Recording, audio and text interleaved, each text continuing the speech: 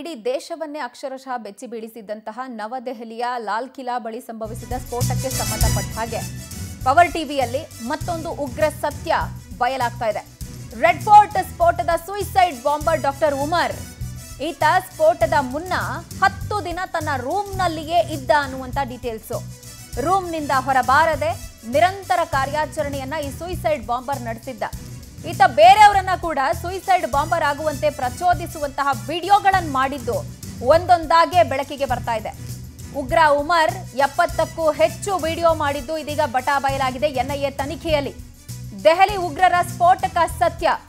Doctor Umar 11 ಮಂದಿಗೆ ಈ video ಕಳಿಸಿದ್ದ ಅನ್ನುವ ಮಾಹಿತಿ ಕೂಡ ಕಲೆ ಹಾಕಲಾಗಿದೆ. ಉಗ್ರ ಉಮರ್ ಯಾರಿಗೆಲ್ಲ 11 ಮಂದಿಗೆ ವಿಡಿಯೋ ಕಳಿಸಿದ್ದ, ಎನ್ಐಎ ಟೀಮ್ ಇದೀಗ ಅವರ ಶೋಧಕ್ಕೆ ಕೂಡ ಮುಂದುವರೆದಿದ್ದು ಹರಿಯಾಣದ ನೂಹ್ ಪ್ರದೇಶದಲ್ಲಿ ರೂಮ್ ಮಾಡಿ ಅಲ್ಲಿ ಈತ ವಿಡಿಯೋವನ್ನು ಮಾಡಿದ್ದ. ಇದರ ಜೊತೆಗೆ ಉಮರ್ ಜೊತೆಗೆ ಸಂಪರ್ಕದಲ್ಲಿದ್ದ 11 ಮಂದಿಗೆ ಈತ ವಿಡಿಯೋ ಕಳಿಸಿದ್ದ ಅನ್ನುವಂಥ ಮಾಹಿತಿ ಲಭ್ಯ ಆಗ್ತಾ ಇದೆ. ಆತ ವಿಡಿಯೋದಲ್ಲಿ ಎಷ್ಟು ಚೆನ್ನಾಗಿ ಮಾತನಾಡೋದು, ಬ್ರೈನ್ ವಾಶ್ ಮಾಡುವಂಥ ಕೆಲಸ ಮಾಡಿದ್ದ ಅಂತ ಹೇಳಿ ಗಮನಿಸಬೇಕು. ಇನ್ನು ಡಾಕ್ಟರ್ ಉಮರ್ ಸಂಪರ್ಕ ಮಾಡಿದ್ದ 11 ಮಂದಿಯ ಪೈಕಿ ಶಾಕಿಂಗ್ ಅಂದ್ರೆ ಕರ್ನಾಟಕದ ಮೂಲದ ಒಬ್ಬ ಇದ್ದಾನೆ. ಸೂಯಿಸೈಡ್ ಬಾಂಬರ್ ಆಗುವಂತೆ ಆತನಿಗೆ ಕೂಡ ವಿಡಿಯೋವನ್ನ ಡಾಕ್ಟರ್ ಉಮರ್ ಕಳಿಸಿದ್ದಾನೆ. ಹಾಗಾದ್ರೆ ಉಮರ್ ಜೊತೆ ಸಂಪರ್ಕದಲ್ಲಿದ್ದ ಕರ್ನಾಟಕ ಮೂಲದ ಆ ವ್ಯಕ್ತಿ ಯಾರು ಅನ್ನೋದೇ ಇದೀಗ ದೊಡ್ಡ ಆಘಾತಕಾರಿ ಕುತೂಹಲ. ಕರ್ನಾಟಕದ ಶಂಕಿತ ಉಗ್ರನಿಗೆ ಎನ್ಐಎ ತಂಡ ಶೋಧ ಕಾರ್ಯ ನಡೆಸ್ತಾ ಇದೆ. ಉಗ್ರರ ಸ್ಲೀಪರ್ ಸೆಲ್ಲು ಬೆಂಗಳೂರಲ್ಲಿ ಕೂಡ ಇದೆ. ಸೊ ಇದರ ಬಗ್ಗೆ ಕೂಡ ಎನ್ಐಎ ಟೀಮ್ ಅಲರ್ಟ್ ಆಗಿರುವಂಥದ್ದು. ಆತ್ಮಹತ್ಯಾ ದಾಳಿಯನ್ನ ಹುತಾತ್ಮ ಕಾರ್ಯಾಚರಣೆ ಅಂತ ಹೇಳಿ ಸಮರ್ಥನೆ ಮಾಡುವ ಕೆಲಸ ಈ ಉಗ್ರ ಉಮರ್ ಮಾಡಿರೋದು ಆ ವಿಡಿಯೋದಲ್ಲಿ ಬಹಳ ಸ್ಪಷ್ಟವಾಗಿ ಗೊತ್ತಾಗ್ತಾ ಇದೆ. ಅವನ ಮೂಲಭೂತವಾದಿತನದ ಮನಸ್ಥಿತಿ ಇಲ್ಲಿ ಬಹಿರಂಗಪಡಿಸಿದ್ದಾನೆ. ಈ ವಿಡಿಯೋ ದಾಳಿ ಪೂರ್ವ ನಿಯೋಜಿತ ಅಂತ ಹೇಳಿ ಗೊತ್ತಾಗ್ತಾ ಇದೆ.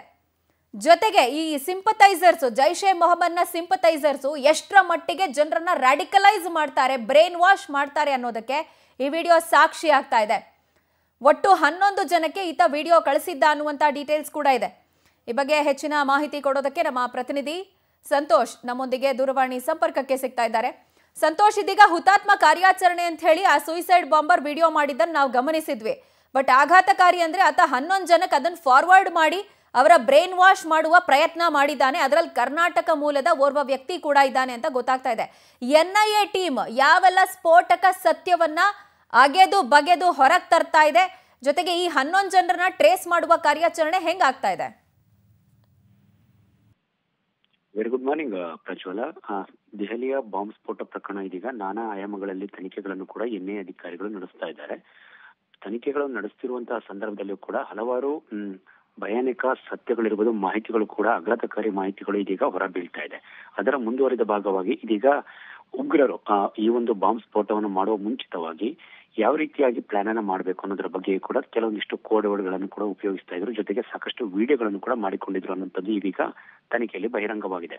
ಅಂದ್ರೆ ಮುಖ್ಯವಾಗಿ ಸ್ಫೋಟಕ್ಕೂ ಮುಂಚಿತ 10 ದಿನ ಮುಂಚಿತವಾಗಿಯೂ ಕೂಡ ಆತ ಹರಿಯಾಣದ ನೂನಲ್ಲಿ ಒಂದು ರೂಮ್ ನಲ್ಲಿ ತಂಗಿರ್ತಾನೆ. ಸುಮಾರು 70ಕ್ಕೂ ಹೆಚ್ಚು ವಿಡಿಯೋಗಳನ್ನು ಕೂಡ ಮಾಡಿ ಅದನ್ನ ಸೋಷಿಯಲ್ ಮೀಡಿಯಾದಲ್ಲಿ ಸಂಬಂಧಪಟ್ಟಂತ ಅವರ ಗ್ಯಾಂಗ್ಗಳಿಗೆ ಕಳಿಸುವಂತಹ ಪ್ರಯತ್ನ ಮಾಡ್ತಾನೆ. ಆ ವಿಡಿಯೋದಲ್ಲಿ ಅವರನ್ನೆಲ್ಲರನ್ನು ಕೂಡ ಮನವೊಲಿಸುವಂತಹ ಪ್ರಯತ್ನವನ್ನು ಕೂಡ ಮಾಡಿದ್ದನ್ನುವಂಥದ್ದು ಇದೀಗ ಸ್ಫೋಟಕ ಮಾಹಿತಿಗಳು ಲಭ್ಯವಾಗ್ತಿದೆ.